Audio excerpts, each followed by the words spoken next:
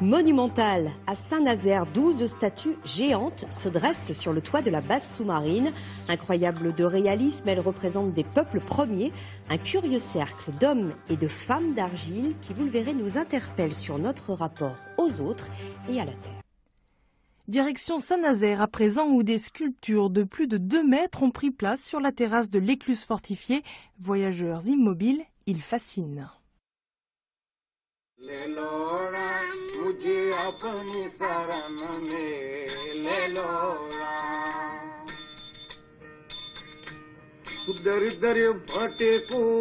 Ce qui est assez remarquable, c'est l'expressivité des corps et des visages.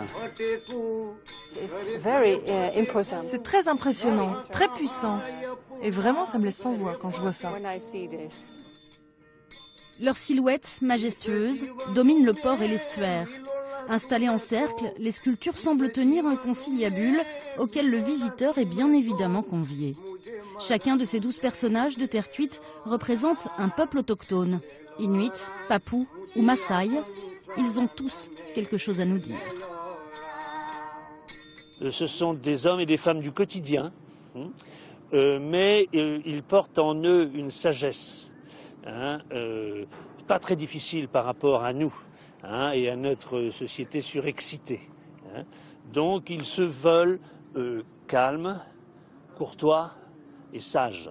Et leur point commun, c'est un rapport mystique à leur terre, à la terre. Et ils nous interrogent justement sur la terre qu'on a en partage avec eux. En tout cas, nous, on fait n'importe quoi avec la terre, qu'on va dire la planète. Bon.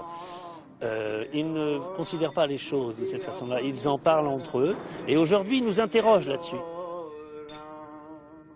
On ne peut pas imaginer raconter une histoire comme ça avec des produits issus de la pétrochimie, avec des résines de synthèse. Ce serait les insulter. Et ces personnages méritent la terre, méritent l'argile.